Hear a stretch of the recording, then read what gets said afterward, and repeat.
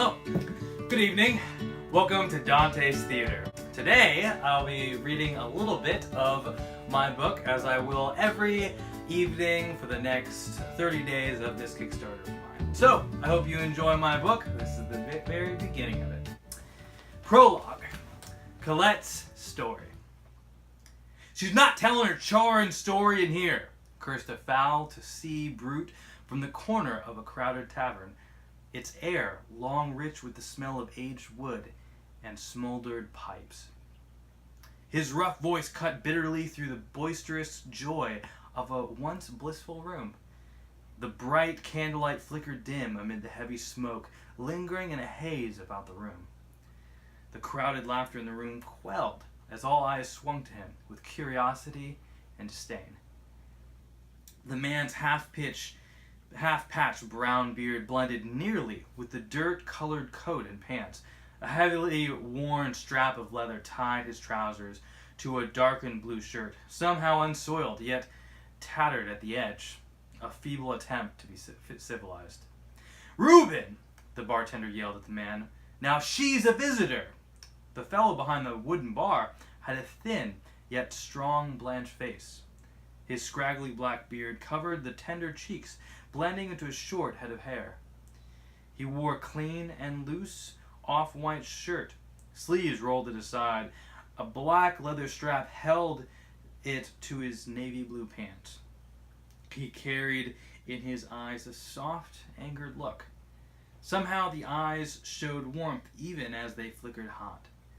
For even as he knew closely every customer, he also loved them.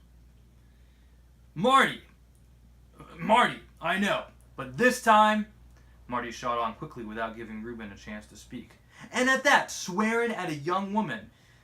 If you want to talk how you like, you can fill up back south in Mirren, but not in Cerebeth, and definitely not at White Turtle Inn. Good women and even youth frequent for the longer stories. I expect my nephew to be in here next week." "Marty, I would never, and you know I can't go," the man objected. "You could go somewhere else, and I don't want you to. Look, I know things here are different from down there, and I know the fishing has been poor from where you're from. I always applaud you for supporting your parents all back in Mirren. But if you're going to live here and come to this tavern, you best learn the rules, which means no swearing and no fighting." But that's what I mean. Look, Marty, I'm sorry, I misspoke. I know I ain't been the best, but for this," he hesitated as a man half wishing to conceal his thoughts and also accuse her. He couldn't, of course, do both. As he fought to decide, he glared furiously at the young woman leaning smart against the gray stone of the fireplace. At last he growled, "I'm in the right." With the firelight behind her, wavy curls loomed dark about her fair look. Piercing violet eyes glared back at the accused, casting judgment before her. She stood unyielding before them, in black-fitted garments, veiled in a short, dark red cloak. A thin sword hung from her sleek coal leather belt, binding any loose clothes of deep scarlet. She said nothing. Reuben turned back to Marty and noticed his perplexed look, and Marty leaned forward and inspected Reuben's face closely. "Are you drunk?"